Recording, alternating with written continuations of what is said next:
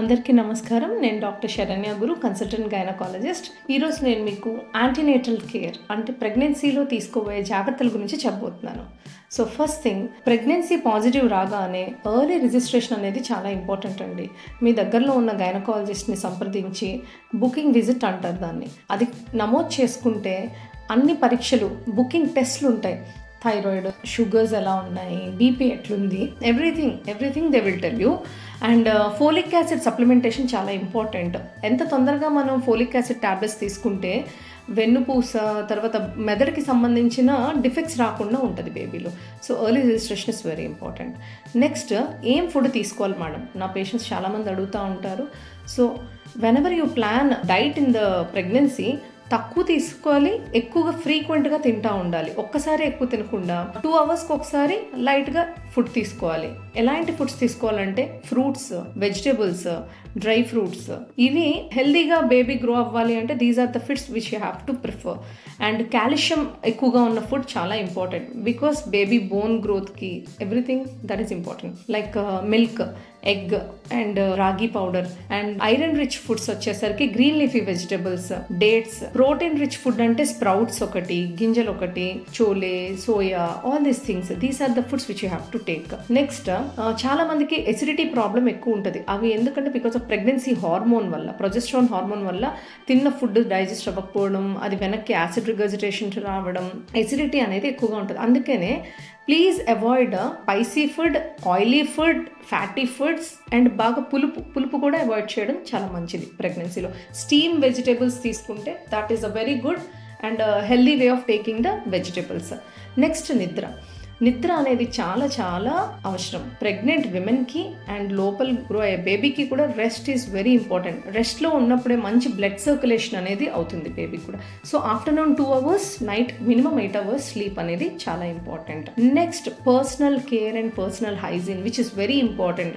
రోజు స్నానం చేయడం, నెక్స్ట్ ఉతికిన బట్టలు వేసుకోవడం, cotton wear and loose fitting garments. చాలామంది టైట్ బట్టలు వేసుకుంటూ ఉంటారు which is not at all preferable.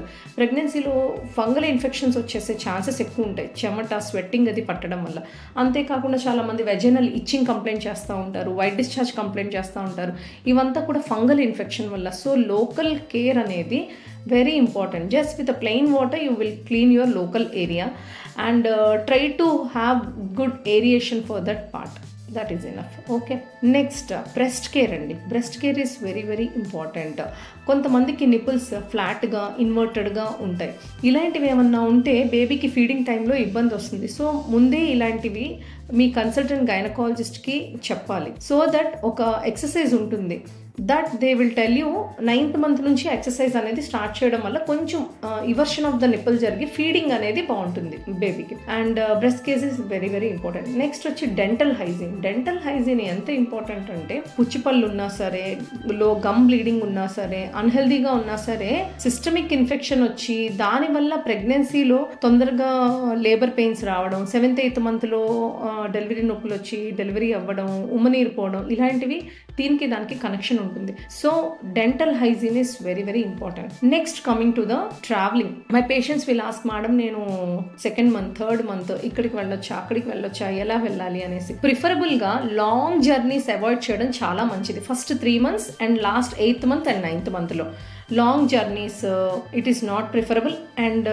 Air travel అయితే 32 weeks అంటే 8th month కంప్లీట్ అయ్యేంత వరకే సేఫ్. 9th 10th monthలో air travel is also not safe. ఎప్పుడైనా మీకు అన్అవాయిడబుల్ లాంగ్ జర్నీస్, నాకు I can't avoid, I have to go అనుకున్నప్పుడు, it is better if you every 2 అవర్స్కి ఒకసారి ఆగి ఒక 10 minutes వాక్ చేసి మీరు స్టార్ట్ చేయాలి. ఎందుకంటే కంటిన్యూస్గా కూర్చోవడం వల్ల రక్తం గడ్డగట్టేసే ఛాన్సెస్ ఉంటాయి లెగ్ వీన్స్లో అది. So in order to avoid that long journeys వద్దు అని చెప్తాము.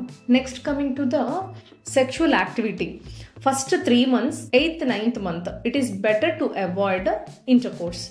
Next, your vaccination. ప్రెగ్నెన్సీలో ఖచ్చితంగా తీసుకోవాల్సిన వ్యాక్సిన్స్ 3-4 నెలల్లో TD vaccine and 7th 8th monthలో టీడాప్ వ్యాక్సిన్ ఇస్తామండి. ఇప్పుడు కొత్త గైడ్ లైన్స్లో ఫ్లూ షాట్ కూడా తీసుకోమని చెప్తున్నారు, అది కూడా 8th monthలోనే తీసుకుంటాం. ఒకవేళ నెగిటివ్ బ్లడ్ గ్రూప్ విమెన్ అయితే ఖచ్చితంగా హస్బెండ్ బ్లడ్ గ్రూప్, ICT అని 2 టెస్టులు ఉంటాయి, అవి చేసి 7వ నెలలో యాంటీ-డి ఇంజెక్షన్ అని ఉంటుంది, అది ఖచ్చితంగా తీసుకోవాలి. నెక్స్ట్ వచ్చి ఏమన్నా ప్రాబ్లమ్స్ వస్తే లోకల్ ఫార్మసిస్ట్ దగ్గర డ్రగ్స్ తీసుకోవడం అనేది తప్పు పద్ధతమ్మ. బికాస్ మనం తీసుకునే ప్రతి మెడిసిన్ కూడా మాయ నుంచి క్రాస్ అవ్వి బేబీ బ్లడ్ సర్క్యులేషన్కి వెళ్తుంది. అది అన్వాంటెడ్ ఎఫెక్ట్స్ ఏమన్నా కాజ్ చేయొచ్చు. సో ఖచ్చితంగా కన్సల్టెంట్ని కన్సల్ట్ చేసే you have to take any medications. Next coming to the last but not the least, antenatal exercises.